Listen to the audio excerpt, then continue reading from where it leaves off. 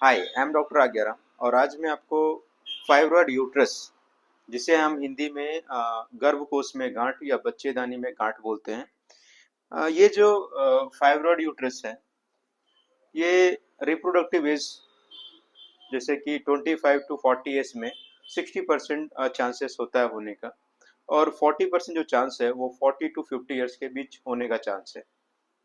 और ये जो फाइब्रॉइड यूट्रस है ये जो बच्चेदानी में गांठ है इससे पेल्विक ट्यूमर होने का बहुत मुख्य कारण है। और ज्यादातर कॉमनली जो महिलाओं में एसिम्प्टोमेटिक होता है, मतलब स्टार्टिंग में पता नहीं चलता है बट ओवर टाइम जो है ये फाइब्रॉइड यूट्रस में बदल जाता है। और ये जो है फाइब्रॉइड यूट्रस देखिएगा,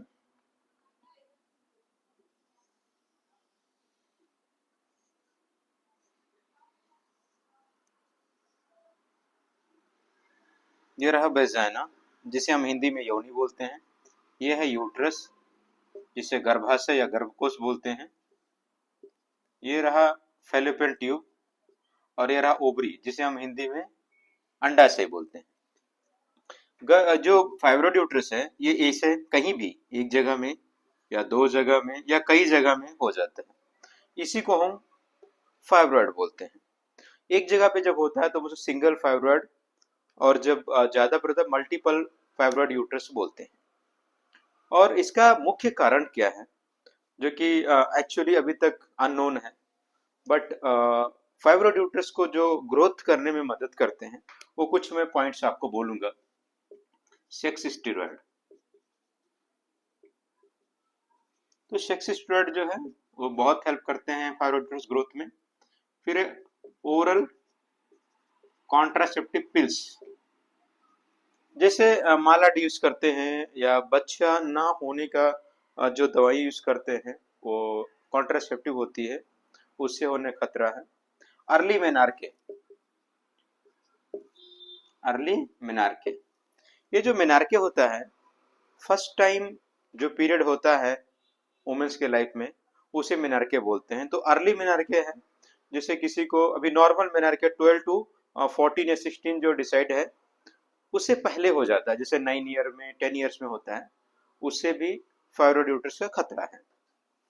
ओबेसिटी जैसे ज्यादा मोटापन ये भी होता है। और रिपीटेड अबॉर्शंस, किसी को बार बार बच्चा को गिरता रहता है उससे भी होने का खतरा है। एंड जो औरतों में हार्मोन्स होते हैं प्रोजेस्टेरोन और एस्ट्रोजन, इससे भी ये ग्रोथ होने का खतरा है।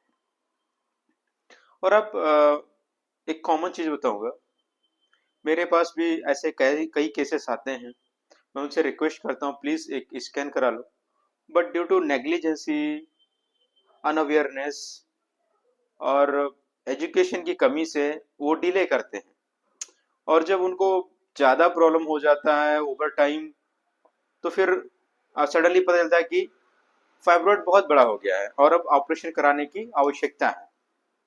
सो प्लीज ऐसा ना करें। मैं कई बार समझाता भी हूँ, उनको ये रेफर भी करता हूँ कि प्लीज आप एक बार गायनिक डॉक्टर को मिलें, बट नहीं सर मुझे टैबलेट दे दो, मैं टैबलेट खाती हूँ, नहीं ठीक होगा तो मैं दोबारा आऊंगी। बट मेडिसिन क्या होता है कि कुछ देर के लिए या कुछ दिन के लिए प्रिवेंट कर देता है, जिसकी वजह से वो नेग्लेक्ट कर देती हैं और वो बाद में खतरा हो जाता है। इसके सिम्टम्स क्या हैं कि आपको फाइब्रॉइड कैसे है, तो हैवी मेंस्ट्रुअल ब्लीडिंग, जब आपका पीरियड आता है तो बहुत ज्यादा ब्लीडिंग होती है। और नॉन साइक्लिक पेन, कभी भी पेट में पेड़ों में दर्द रहता है, कभी सूजन होती है। और डिस्मेनोरिया,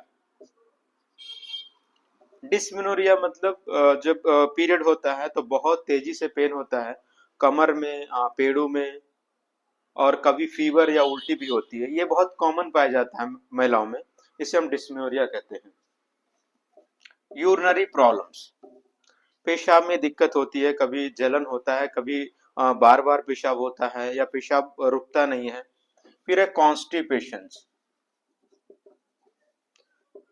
ये जो है कभी लेटरिन हार्ड होता है और कभी लूज मोशन होने लगता है, तो ये जो है मोशंस भी प्रॉब्लम करता है।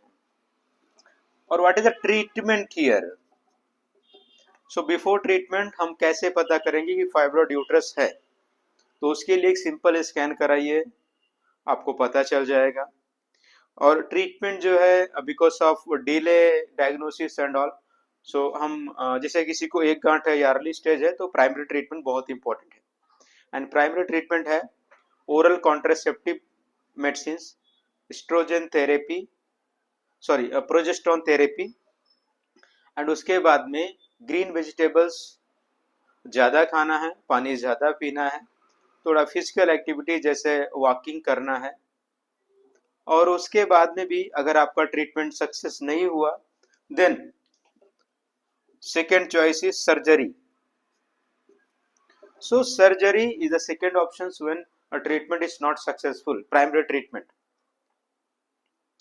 तो जब पहला ट्रीटमेंट हम कोशिश करते हैं नहीं ठीक हुआ, तो surgery is the best option, क्योंकि मैं पहले बता चुका हूं। और मैं लेडीज से एक बार जरूर रिक्वेस्ट करूंगा कि प्लीज एज डॉक्टर बोलें, आप एक बार अपना स्कैन जरूर कराएं, क्योंकि ये डिले करने से या फिर नेग्लेक्ट करने से ऐसा सिचुएशंस आ जाता है कि गायनिक या सर्जन के द्वारा आपको बताना ही पड़ता है कि नहीं, अपनी सर्जरी करना जरूरी है। तो उस समय आप घबरा जाते हैं, तो ऐसा ना करें प्लीज़। इस वीडियो को भी शेयर करें और ज़्यादा से ज़्यादा लोग देखें। Thank you.